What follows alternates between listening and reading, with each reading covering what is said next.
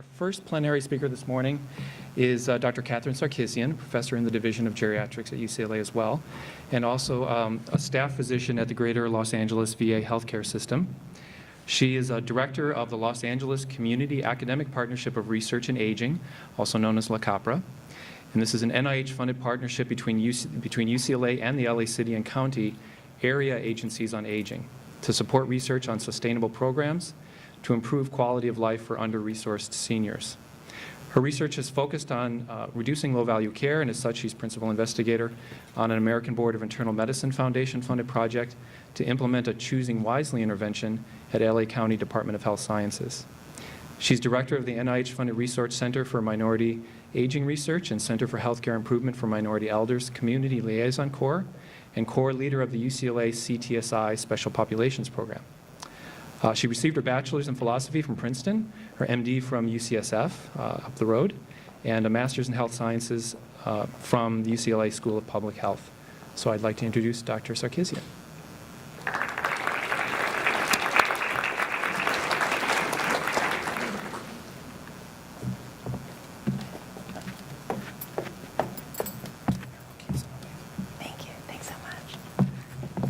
Thank you so much, Dr. Wanega and the Planning Committee, for giving me the opportunity to speak to you today.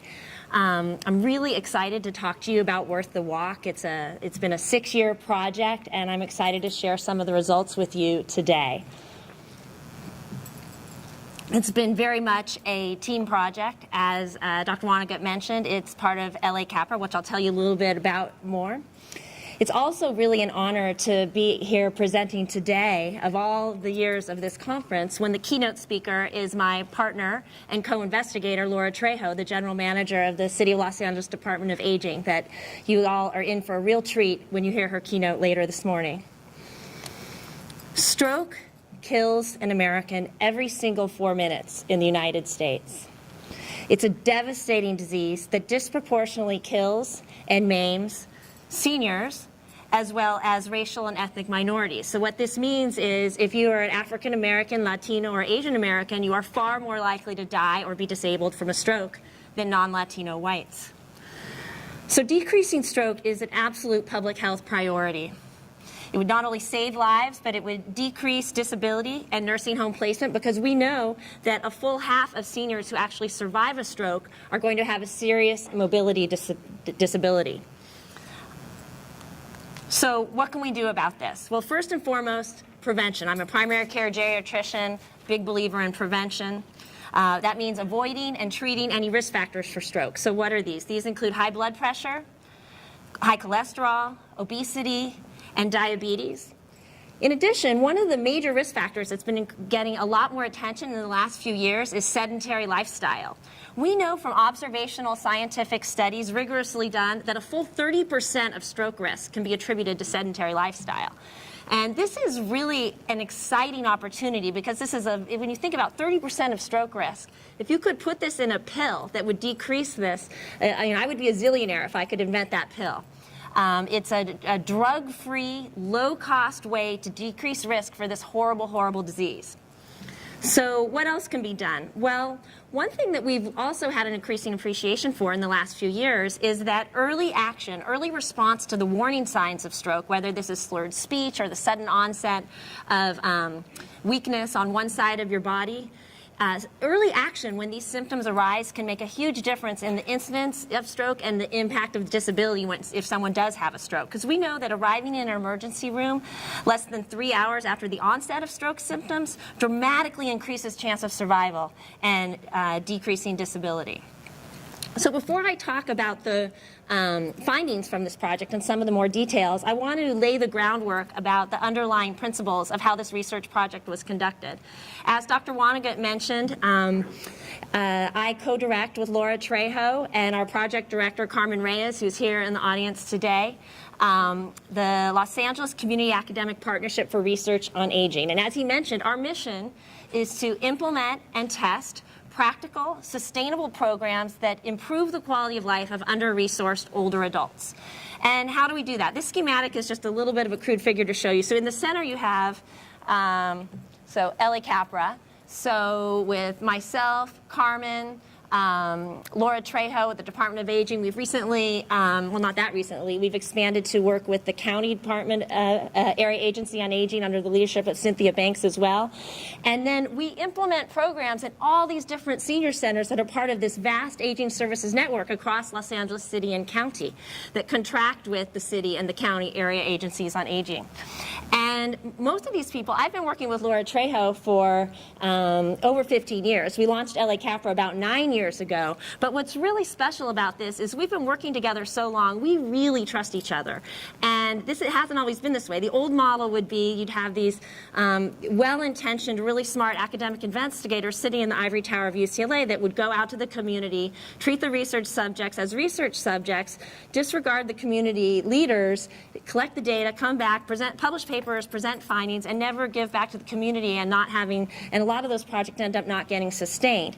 But the philosophy here is that the community and the academic partners are equal stakeholders. So before we start a research project, I sit down with Laura or Cynthia and other community leaders at these various senior centers across town, and we talk together about what would be the most meaningful intervention to do for the community. Is this something that people care about? And then we write the grant together, and we design the project together, and we figure out how to recruit subjects together. And we bring in community leaders, community action board members who inform us on all the different parts of the intervention. And then when it's finally done, we work with our community partners to disseminate the findings. So the specific aims of Worth the Walk were to develop a culturally tailored behavioral stroke and risk factor education walking intervention for high-risk seniors, Korean Americans, African Americans, Latinos, and Chinese Americans. Secondly, we wanted to integrate this intervention into the Los Angeles Aging Services Network at 4 senior sites by training in-house case managers to implement the intervention. So the idea here was so the NIH gave us millions of dollars, literally, to do this study, but we didn't want to use those millions of NIH dollars to have NIH-funded staff to go into the senior centers to do the intervention, because then what happens when the project is over? There's no one left to pay the people who are actually implementing the intervention. Instead, we wanted to use those precious resources from NIH to train the staff that are already working in the Aging Services Network, so that when the grant ends, hopefully, the staff will continue to implement the intervention long after the NIH funding has gone away. And then thirdly, we wanted to test via randomized trial the effectiveness on the intervention on increasing physical activity, specifically walking. And we picked walking because decades of scientific study has shown that it's really the most accessible physical activity for older adults. And secondly, to see if the intervention could improve stroke symptom awareness, specifically knowing whether a symptom warrants a call to 911. So to develop the intervention curriculum, we combined stroke education and behavioral theory to teach that being physically active is an expected part of life that should continue throughout life. So a lot of older adults say when they get older, I'm old now. Being physically active is for young people. Well, that's not true. And so we taught people that actually being physically active should continue throughout the lifespan. So basically teaching people to change their beliefs about what old age looks like. And then we conducted focus groups of African Americans, Latinos, Chinese, and Korean Americans because we really wanted to identify culturally specific beliefs about stroke that we could incorporate into the intervention. So for example, one of the things we found is that a lot of people felt that actually being physically active was dangerous and might actually cause a stroke. So we worked with our community action boards to work this specifically into the curriculum. So we could not have done this without the expertise of leaders who worked on our community action boards. Wanted to give a little shout out about our 4 sites where we conducted Worth the Walk. I love when I give this talk at national meetings or versions of this talk at national meetings because I think it's important, probably many of you know this, but let's just pause and recognize what an incredible opportunity it is to do research in Los Angeles. So Los Angeles County has about almost 11 million people now. That makes us larger than 42 of the United States of America. And we have we have the most ethnic and racial diversity of anywhere in the nation. So people look to us. Like, research that works here is going to work in the rest of the country 10, 20 years from now. We are ahead of the socio-demographic curve of the rest of the world, and the rest of the country. So it's really exciting to be able to do research here. So we have St. Barnabas Senior Services here, their West Hollywood site, Chinatown Service Center, Mexican American Opportunity Foundation in Montebello, and Watts Labor Community Action Committee in South LA. What was this intervention that we developed? Well, it was a group-based facilitated curriculum that was, as I mentioned, was led by on-site case managers. The emphasis was on walking as a way to decrease stroke risk. Specific components of the intervention included individualized verbal and written promises, positive encouragement and reinforcement, problem-solving exercises, and the group would have to come up with their own solutions to problems. The case manager wasn't supposed to provide the solutions. Goal setting and keeping a physical activity diary every day. We did a lot of training before we started the intervention. This is another example of why not only is it great to do research in Los Angeles, but it is such an incredible gift to be able to do research at such a major academic institution as UCLA. So we did case manager curriculum training, 2-day certification project for all of the case managers, and the case managers would get a certificate that they could give to future employers to show that they had mastered group leadership, group facilitation skills, and how you get that one person that talks too much, make sure they don't talk too much, and we had them do a practice session before they could actually go and do the intervention. So student research associates, this is really what I was talking about when I meant how great it is to work at UCLA. So, you write an NIH grant and you budget for 1 or 2 project or 1 or 2 research associates, but now we're doing this project in 4 languages, and it's not operationally feasible to have 25% of a Korean-speaking RA and 25% of a Mandarin-speaking RA, and so we had the great opportunity to partner with student organizations, up-campus student organizations. For example, the Latinos interested in Latino Pre-Med Association, the Chinese American Health Interest Group. And these students came down, they had a rigorous training led by my colleague Heather McCreath in our Pepper Center Data Management Corps in the Division of Geriatrics. And the students loved it. They got really involved. They would drive out to South LA, drive out to different areas around Los Angeles. And these students were great. They worked so well with older adults. We ended up with over 25 different students over the couple of years of data collection. I would say about half of them are going on to careers in medicine, and I hope a lot of those will be in geriatrics. So this is the study design. It was a randomized waitlist controlled design. We enrolled our goal was to enroll 240, 60 per racial ethnic group. In order to be in the study, you had to be 60 years or older, have a history of high blood pressure. It could just be a doctor told you had high blood pressure once. And you had to be able to participate in this 4-week intervention. 2 classes a week. Each class was about 45 minutes to 1 hour, so 8 total over a month. And then everyone here enrolled, completed informed consent, and then we used a computer to basically roll the dice to decide if someone was going to be in the intervention group or in the waitlist control group. So this was after we'd collected all the baseline information. People who were in the intervention got the intervention. People who were on the waitlist got friendly phone calls from our research staff. Then we collected all the post-assessment data in both groups. 2 months later, we collected the 3-month outcome, or T2 outcome. And then after all the data collection was done, we gave the intervention to the waitlist control group. Because we wanted to be sure that everyone who was so generous to participate in this study had access to the intervention. We didn't feel it would be appropriate to randomize people to receive nothing. So as I mentioned, we collected data at 3 time points, baseline, 1 month, 3 months. We collected our main outcome was steps per week measured with a pedometer. And then we also had one-on-one surveys. These medical undergraduate student research associates would sit down on face-to-face in the participants' preferred language on iPads and collect all sorts of information, including stroke knowledge using a previously validated instrument, and then several other secondary outcomes that I don't have time to present all that today. We collected some biomarker data, and each participant they were able to keep their Fitbit, and then they also received gift cards after each data collection.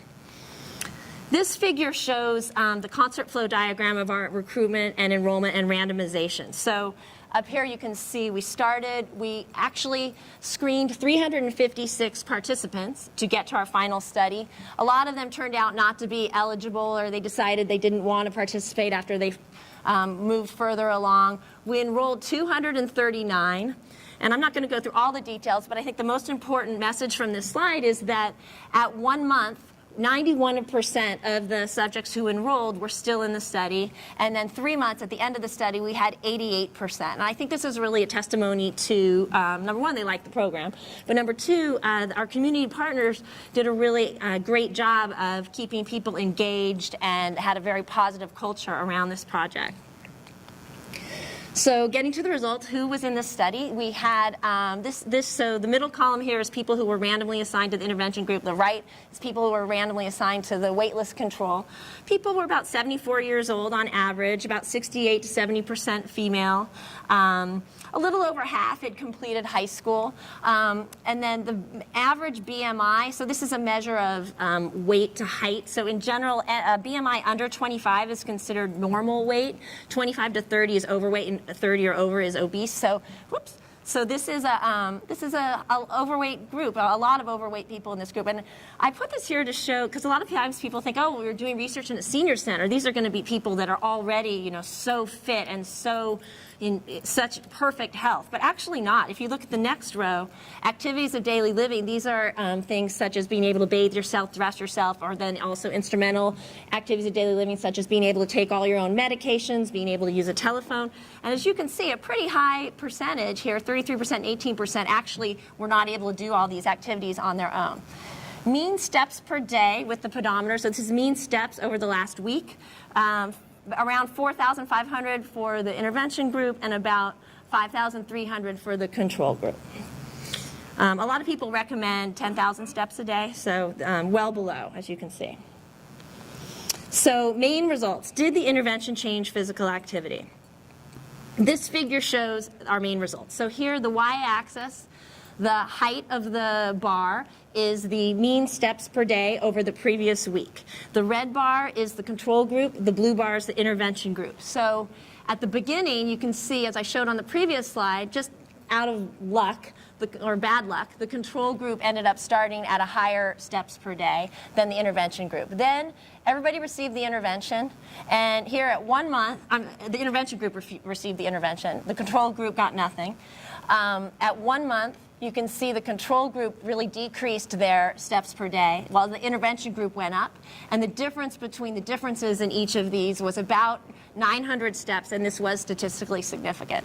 Then when we followed people for 2 more months, neither group getting any intervention, you can see both groups continued to decline a little bit, but the difference from baseline to the end was about, between the two groups, was about 950 steps between the two groups, so this was also statistically significant. So a obvious big limitation to this. So even though we did find a small but statistically significant difference between the two groups, I think it's important to notice it's not just that the intervention group went up, it's also partway that the control group went down that drove this finding. So what about our other main outcome, stroke knowledge, stroke preparedness? So here we used an instrument that had been previously validated, as I mentioned, measuring whether people said you should call 911 if you experience this symptom. So higher scores are better. Higher scores indicate you're more knowledgeable and you are saying that you would be more likely to call 911 if someone around you experienced a real symptom of stroke. So here, our randomization was more successful. You can see both the control group and the intervention started out about in the middle of this scale. And then after the intervention group got the intervention, they increased their performance on this test substantially. And this is, sometimes in statistics we have something that's a statistically significant change, but it's not actually clinically meaningful. This is actually a clinically meaningful change. This is about 2 or 3 items on the survey saying, yes, I would call 911 for this symptom. And then we were glad, as we expected, the control group didn't change at all. And what was nice is when we asked people 2 months later, the intervention group still remembered what they had learned after 1 month. So there are a lot of limitations to this study, but let me just summarize and conclude that our academic community partnership successfully implemented a potentially sustainable program to increase walking and improve stroke knowledge. And the intervention caused small but significantly better changes in STEP. And then I think more importantly, in terms of ramifications for actually having an impact on stroke health disparities, that we substantially improved stroke preparedness and intention to call 911 in response to stroke symptoms.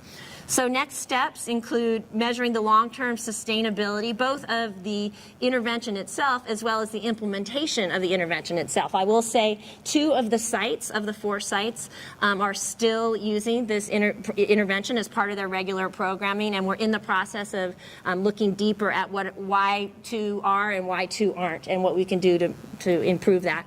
And then also to really measure the impact on stroke disparities. I have to say, I think the effect on STEPS was pretty modest from a biological scientific perspective. Does this small increase in STEPS actually translate to prevention of stroke? I don't think the science is really there. There may be other good outcomes to increasing steps, about 1,000 steps. But I think what has perhaps a lot more potential for really having an impact on stroke and stroke outcomes is this awareness of when to call 911, and this really warrants further attention. Thank you very, very much. These are our funders. And especially want to thank our LA Capra team. We have Carmen, several of whom are here. Carmen Carrillo, Carmen Reyes, Josie Menken, who led on the analyses, and Miguel Cuevas. Miguel actually is one of the, he was a volunteer RA as an undergrad student at UCLA, and then he was so good we hired him to work in our lab, and he's applying to medical school now. And then our community partners, I mentioned Laura Trejo, Sina Ma at Chinatown Service Center, Carol Lee Thorpe and John Kodak at St. Barnabas, Elizabeth Jimenez at MAOF, and Phyllis Willis at Watts Labor. And then our community case managers and the rest of our team, including our volunteers. Thank you so much, and I think I have time for questions.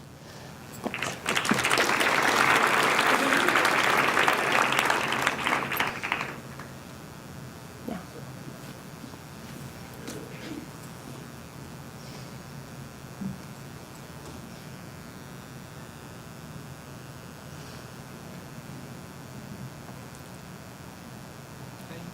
What I was amazed at was the number of steps in the baseline, because when I'm a walker, to get 10,000 steps a day, I have to walk about 3 extra miles. If I don't do that, I'm at 2,000 steps a day. So how do these people, 5,000 steps a day baseline is like walking 2 or 3 miles. So how does this group be walking so much? Well, I think that is really one of the limitations. Thank you. That's a great point and a great question, is how much walking is the right amount.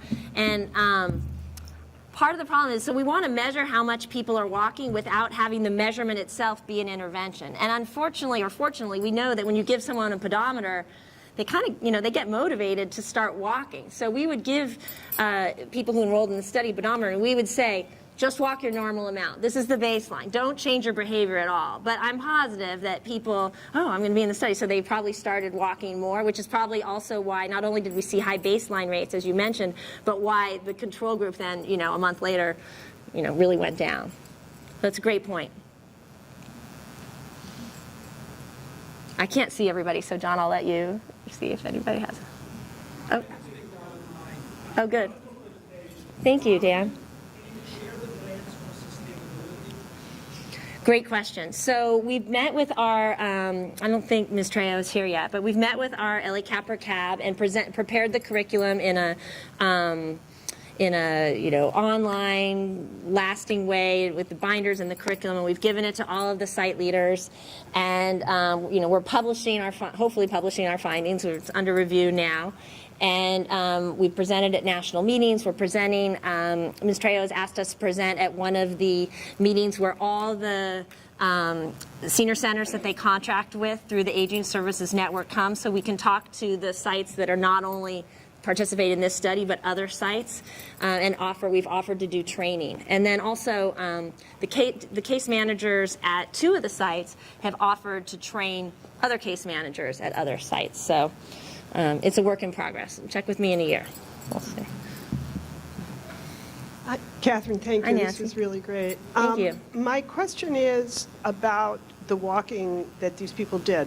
So were there walking programs initiated at these centers, or was this just, go out and walk? Or a combination, and do you think one works better than another? That's a great question, and this is an example of how we really left it to each of the sites, and we're going to be able to look at this more. We're doing some stakeholder interviews now to look at the differences between the different sites. Some of them, like I think MAOF, because of this, started their own walking program. Others didn't. And, Watts Labor, I think they already had a walking program. Carmen would know better. So, but we didn't, that wasn't part of the research study. That was if the site wants to do it, they can do it. So we'll see when we do the stakeholder interviews. That's a great question. But we let the sites take ownership of that. We didn't want to go in and prescribe what that would look like, because the idea was we hoped it would go on after we left. So we didn't micromanage. Hi, thank you so much for that. Were there any significant differences between the 4 ethnic groups? And also, were there comparable walkability scores in the different neighborhoods that these interventions were being recommended? That's a great question. So number one, the differences between groups. I'm always hesitant to make differences on racial ethnic groups when we have such a small sample and it's so highly correlated with, this wasn't a population-based sample of African Americans compared with a population-based sample of Korean Americans, et cetera. So these are people who were at those senior centers. And we did have some differences. The African American group was starting from a lower walking point, and they increased less. And then the Chinese American group also we had difficulty with the Chinese American group because I think we got mixed messages about what was the right language. So originally our CAB had advised Mandarin, but then it turned out a lot of people who volunteered didn't really speak Mandarin that well and would have preferred Cantonese. So I think that was a challenge with that group. And then walkability, we actually gave everybody the news measure neighborhood walkability, and it was not correlated with steps. We had hypothesized that people who had better walkability in their neighborhood would improve their steps more, or it would even be correlated at baseline. But on first pass of the analysis, we're in the process of looking at it a little more deeply, but on first pass, they're not correlated. Good question. Thank you very much for an excellent presentation, Catherine. It was superb. Thank you very much. Oh. No, just sorry. My question, I'm sitting. My question is related to, in terms of the 2 that you said were carrying on the programs and 2 that weren't, do you think potentially the aspects of those particular centers, the engagement or connectedness and some social aspects related to those particular centers might have influenced that a lot? Absolutely. I wish Phyllis Willis was here, or Elizabeth Jimenez from Watts Labor or MAOF. These are, you could call them internal champions or community leaders who just have this special connection with the people at their senior center and create this culture of, come on, let's go, let's do it. There was really absolutely culture. We're measuring that now with actually standardized instruments, looking at what the culture is at those institutions. They're very, very special. Great point. Hi, I do a lot of jogging. I jog a few times a week. So, as you know, walking and jogging use different muscles, and you're not supposed to run every day. So, I jog about between 9 and 10 miles a few times a week. So maybe that makes up for the lack of, you have to have a rest day between, you can't really do too much every day. Yeah, so I think that's a controversial area. I'm actually a runner myself. Yeah, and I don't think there's good science that says you can't run every day. Some people do. Most of us, as we age, find that we can't run every single day. What's interesting is the literature, and you're probably familiar with this, is it's not just about being physically active, but the percentage of time that you're sedentary. So, for years I would go to the gym and run for an hour and then go sit at my desk for the entire rest of the day and probably undo everything that I had already done. So I think taking walks a lot of science is supporting taking walks walks throughout the day, and you see Fitbits with little buzzers to get up and just walk around the block. So, but I think that's a really good point, and I think there's going to be a lot more science coming out on this, especially with the baby boomers aging into, the former people who are running marathons in their youth. There's going to be a lot more science that'll give us a lot more information about exactly how much walking, how much vigorous activity we should be doing as we get into our 60s, 70s, 80s. Great point.